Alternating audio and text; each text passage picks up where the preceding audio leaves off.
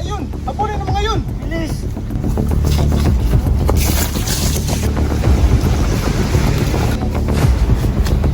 Kailangan nyo ang katakas dito, Ginoong Ibarra. Magpalit ng gamit. Bakit naman? Para malito ang mga mabal sa'yo. Huwag kayo mapahamak sa gagawin niya. Ngunit wala na tayong paraan. Wala na tayong oras.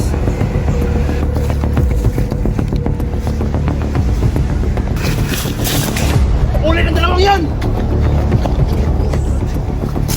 Bilis na natin, Ginoong Ibarra. Baka mahabol na tayo.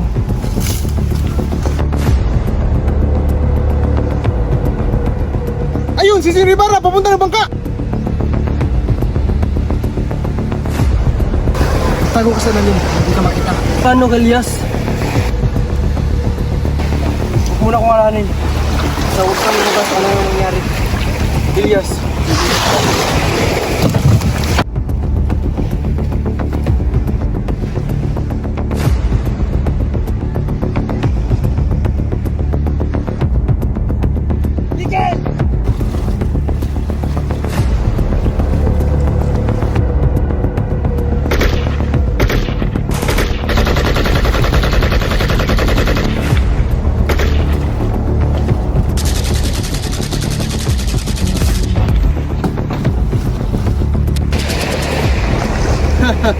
Akala mo siguro hindi kami asintado, Senyor Ibarra.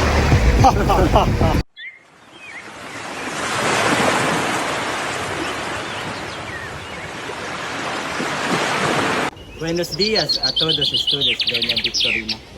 Kapitan, bakit gumagawi sa dakong iyon ang iyong hangal na tinunit? Abay, bilisan naman ninyo.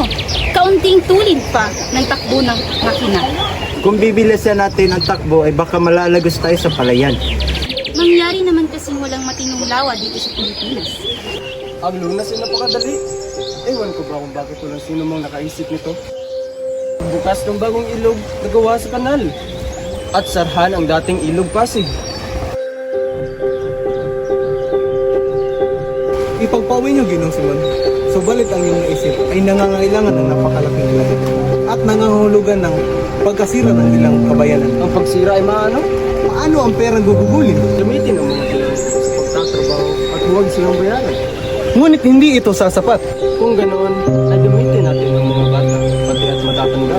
Senyor Simon, ang naisip niyong paraan ay magdudulot lamang ng kaguluhan. Kaguluhan? Isang mulatong Amerikano, Indyong Ingles, porke malapit siya sa kamahalan, kung makaasta, kala mo kung sino walang utang.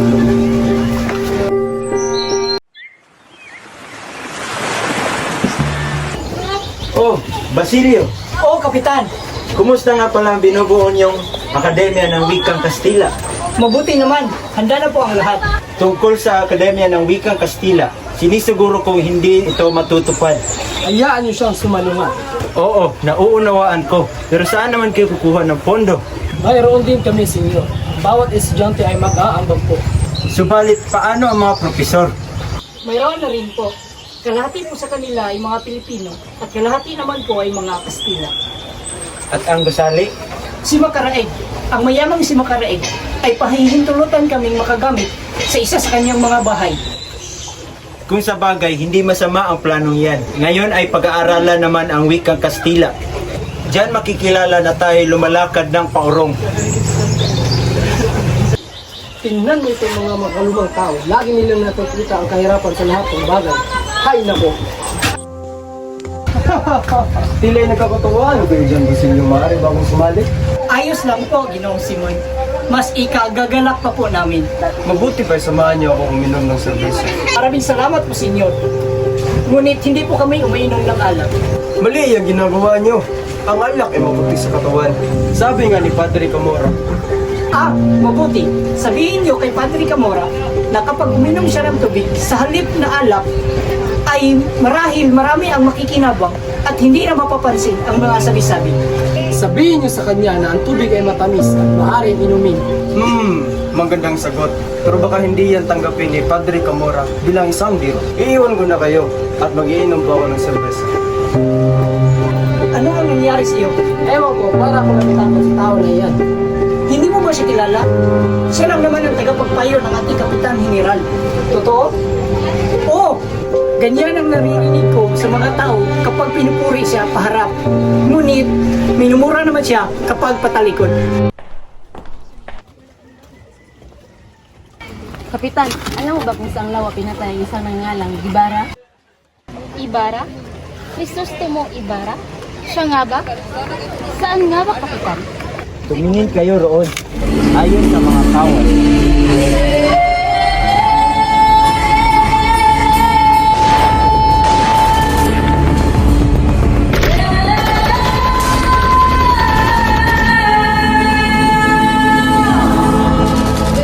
At ngayon ay 13 taon na ang nakalipas nang mangyari yun. At ang bangkay niya, Kasama ang kanyang ama, di ba isa rin siyang filibustero? Yan talagang walang kwentang libing, di ba Padre Camora? Lagi kong napapatunayang, yang mga rebelde ay siyang hindi nagbabayad ng marangyang libing.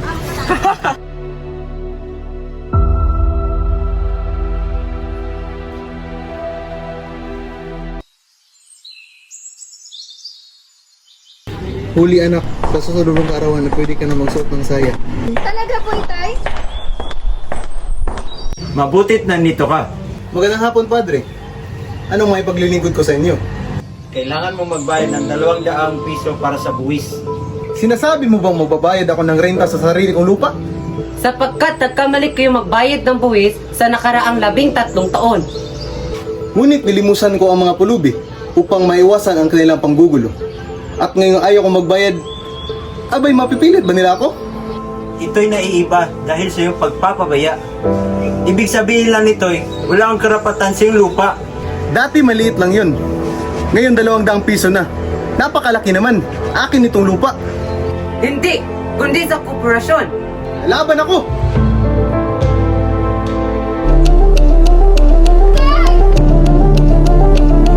Itay! Hulihin ang lalaking yan at gawin niyong kawal.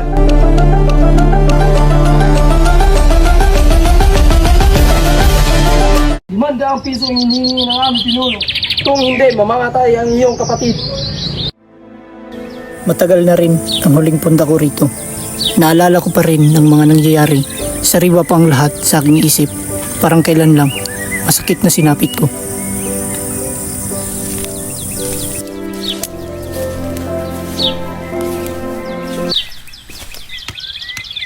Maaari ko po ba kayong tulungan, Ginoo?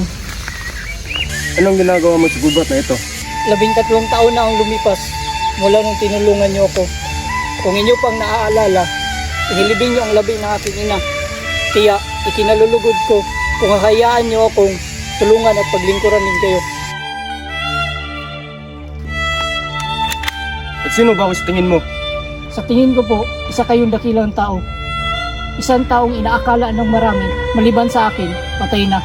At ang iyong kasawian ay labis kong di naramdam. Isang napakalaking lihim mong nalaman. Isang lihim na maaari mong ikapahamak. Hindi mo ba naisip yon? Sa iyong nalaman, maaari kang masuwi sa aking mga kamay. Kung ganoon, ay nagkakamali pala ako sa pagkakilala ko sa iyo. Totoong ako'y naparito upang ipaglaban ang mga karapatan ng mga Pilipino. Hindi ko akalaing ang lason ay tuluyan na palang kumalat sa lipunan. Ultimo mga kabataan, wala nang ginawa kundi ang sumunod at magpaalipin. Nagkakamali ka, Ginoong Simon. Ang pagkakaroon ng kaalaman sa wikang Kastila ay maaaring makakatulong upang makapagpaisa ng buong bansa. Malaking pagkakamali. Ang wikang Kastila ay kailanman hindi magiging wikang pambansa. Mali ang iyong iniisip, Ginoo. Ako'y may pangarap rin. Gusto kong makapagtapos at maging isang ganap na doktor. At ano ang iyong mapapala kapag ikaw ay nakapagtapos? Makikita mo bang malaya ang iyong bayan? Makikita mo ba ang iyong mga kapwa na maging masaya? Kaya ko ba silang ipaglaban kung ako naman mismo ay wala? Wala naman akong makukuha sa paghihigante. Kung magbago man ang iyong pasya, puntahan mo na lang ako sa bahay.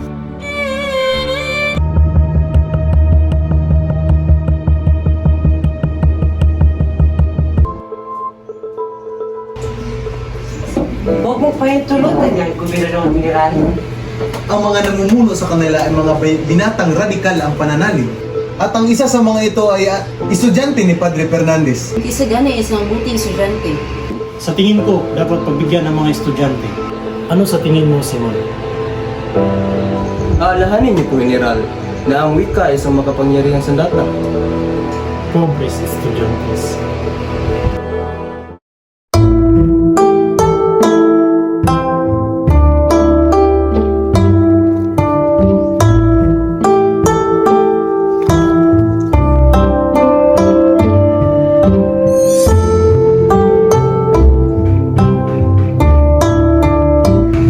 Ano ka, Roga? Kamusta?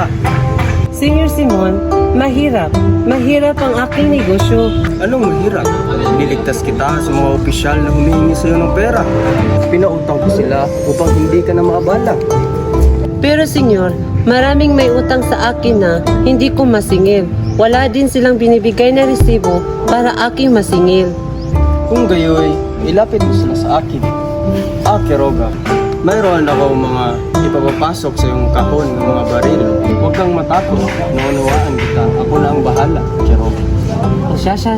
Ikaw nang bahala dyan ha. Basta hindi ako sasabit dyan. Mga kasama, meron akong balita. Nahuli na pala ang asawa ni Dante.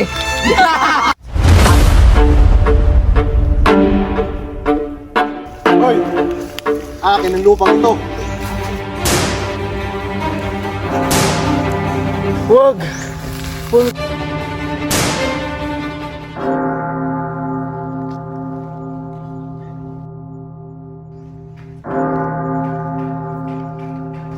Sadyang wala na talagang modo ang mga kabataan ngayon. Paumanhin, Ginoo. Di ba't ikaw ang dahilan kung bakit hindi natupad ang aming pagtatag ng wikang akademya ng Kastila? Ako nga, at dapat niyo akong pasalamatan. Anong pasalamatan? Balak niyo bang dagdagan ng 40 wika sa ating bansa? Lalong hindi tayo magkakaintindihan yan. Ngunit, Ginoo, sa paglaganap ng wikang Kastila, mas lalo tayong mapapalapit sa pamahalaan at mas lalo tayong magkakaintindihan. Dahil sa ginawa mong yan, naudlot ang pag-unlad ng Pilipinas sa 100 taon. Isang malaking kamalian. Ano ang balak ninyong gawin? Balak niyo bang patayin ang inyong katauhan? Anong ibig mong sabihin, Ginoo? Ang wika ay salamin ng ating kaluluwa at kapag inalis iyan ay wala ng katarungan at ang bansa natin ay pwedeng mamatay. At kung ganyan ang inyong pag-iisip, habang buhay kayong nakagapos sa kapangyarihan ng Espanya. Iyon ang iyong paniniwala. Ngunit hindi niyo kami mapipigilan. Bubuhayin namin ang aming mga balak. Nasa amin ang panig ng batas. Kami ay nasa matuwid.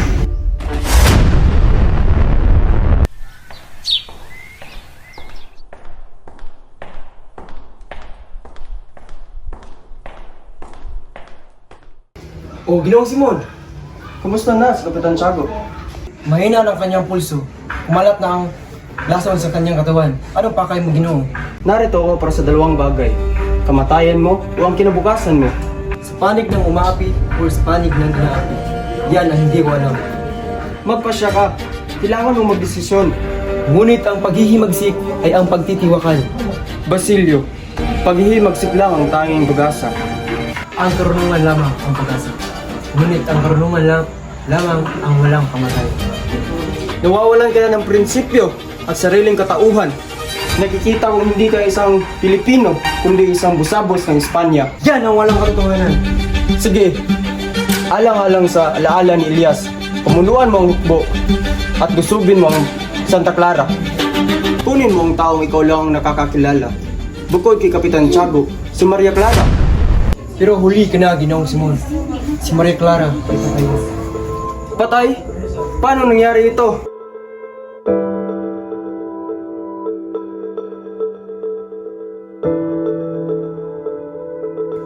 Hindi maaari. Namatay siya noong ika-6 ng hapon. Naroon ako sa kumbento upang makibalita. Nang sabihin sa akin, pagbalik ko, meron ng liham. Liham galing kang Padre Salve at pinadala naman kang Kapitan Tiago. Yun din ang dahilan kung bakit nagwala si Kapitan Tiago. Hindi ito maaari. Hindi pa patay si Maria Clara. Ililigtas ko siya ngayon. Ngunit Ginoo, minahon ka. Tanggapin na lang natin ang katotohanan. Hindi maaari. Namatay siya nang hindi man lang alam na ako'y nagbalik. Namatay siya nang hindi man lang alam na ako'y buhay pa.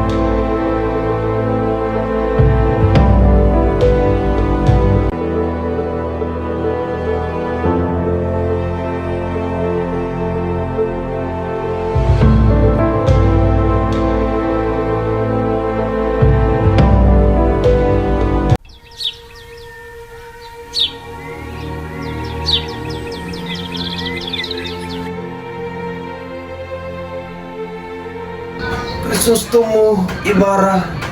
Ako nga, 13 taon na akong bubuhay. Malayo sa bayan. At 13 taon na rin akong naghihintay upang maituwid ang iyong mga kamalian. Pinilit mo si Maria Clara ay ipakasal sa dayuhan. Wala kang karapatang diktahan ang kanyang buhay. Ngunit Ibarra, si Maria Clara ay patay na. Hindi mo anak si Maria Clara. Ano Ibarra? Anong ibig mong sabihin? Si Maria Clara ay anak ni Padre Damaso.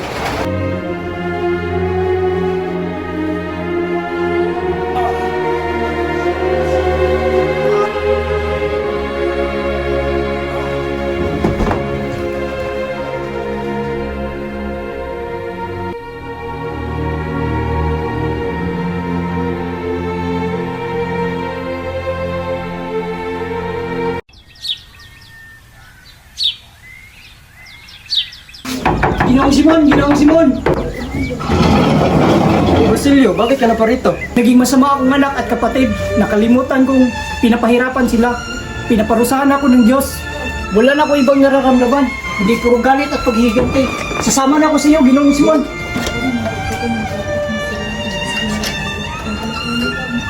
Sandali. Dinamita ba yan? Oo, pero hindi ito basta-bastang dinamita. Dito nakaimbak ang mga kasawian at ang mga pangapi. Anong ibig niyo sabihin? Ngayong gabi, papurusahan natin ang mga makasalanan na nagtatago sa mga katotohanan. Sa ikalawa, ikakasal ang anak ni Don Pilais at magkakaroon ng pista sa gabi. Ang lamparang ito ay magbibigay ng liwanag, ngunit pansamantala lamang. Sa oras na magsisimula ang pagtitipon-tipon, boom! Sasabog ang bomba at ang buong Pilipinas ay makakarinig. Ano ang gagawin ko dito, Ginoong Simon? Pamunuan mo ang grupo at dalhin mo sila kay Quiroga dahil doon nakaimbak ang baril at pulbura. Mag-ingat ka, Basilio. Ikaw rin, Ginoong Simon. Padre del Padre, del Hijo, del Espíritu Santo. Amen. Paano mo nagawa sa akin to, Paulita? Mahal na mahal kita.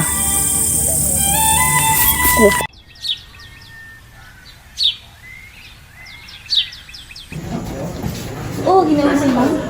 Mabuti na lamang at nakarating ka. Halika't samahan mo na kami sa pagkainan. Tanggapin mo ito ang aking munting regalo. Salamat sa iyong mainit na pagtanggap, ngunit ako ay aalis na. Ano? Hindi ako makakapayag na makakaalis ka agad. Halika't samahan mo na kami. Dala ba ninyo ang regalo? Opo, dala po namin. Kung kayo'y maghanda na kayo. Huwag kang mag-alala, Basilio. Maging maayos ng lahat. Oh, sagani. Saan ka pupunta? Pupunta ka si Paulita. Kailangan ko siya makausap ngayon. Sandali. Huwag ka muna tumuloy. Baka ito na ang huli namin pag-uusap. Ikaw ang pumunta roon. Anumang oras mo na ngayon na isasabog ng dinamita. Makinig kang mabuti. Kaya utang ng loob, huwag ka nang pumunta. Ngunit may iba na siya bukas. Isagani! Binalayaan na kita, kaibigan. Sana nakinig ka na lang sa akin. Pagpalain ka naway ng Panginoong may kapal. Mag-ingat ka, kaibigan.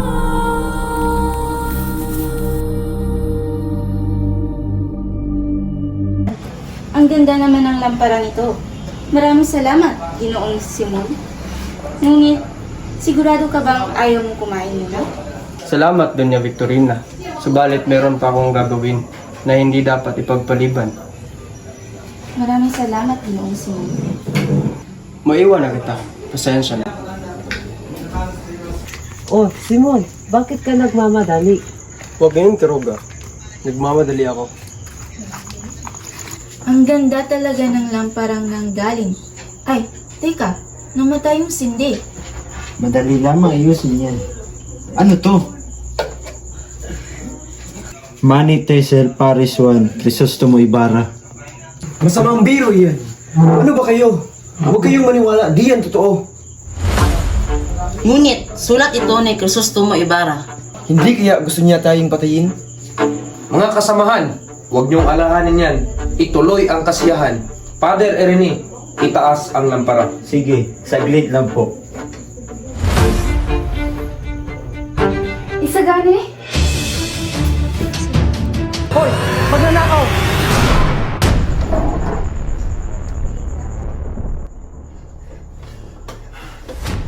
Ayan ang hudyat! Sugod!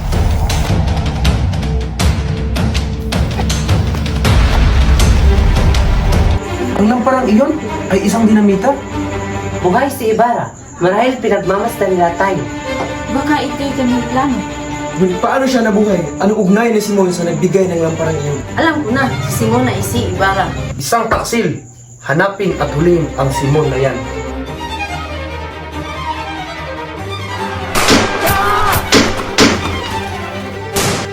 Burgo! Si Kapitan! Ginoong Simon! Masamang balita, hindi po natuloy ang pagsabog. Bakit? Si Sagani, itinapon ang lampara sa ilog. Sige na, iligtas mo ng sarili mo. Pero paano ka? Sige lang, ako nang bahala sa sarili ko. Sige po, Ginoong Simon, mag-ingat kayo.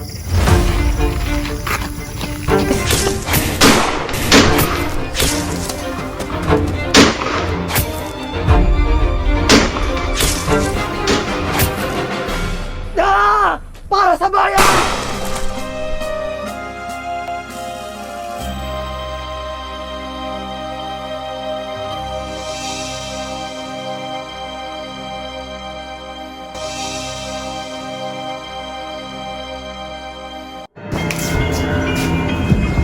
Bakit ako nabigo? Bakit ako pinaparusahan ng ganito? Tapos na ang aking misyon.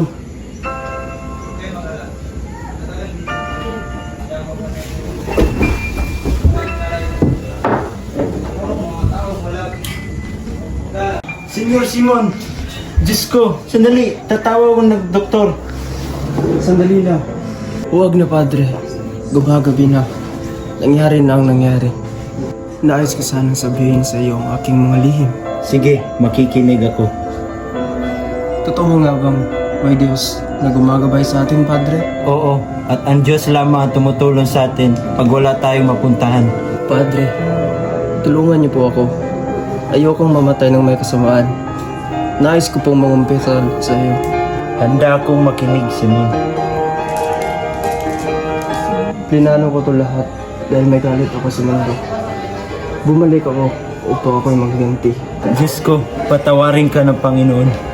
Anak, palagi mong tatandaan na ang buhay ay di lang puro masaya. Minsan kailangan din natin makaramdam ng sakit upang tayo matuto. Ang paghihiganti ay nagdudulot lamang ng panibagong kasamaan. Hindi ko maintindihan kung bakit ito nangyari. Bakit ako pinaparusahan ng Diyos? Hindi ka pinaparusahan ng Diyos, anak. Lahat ng ito'y pagsubok lamang. Lagi mong tatandaan na mahal ka niya at naiintindihan ka niya. Salamat, Padre.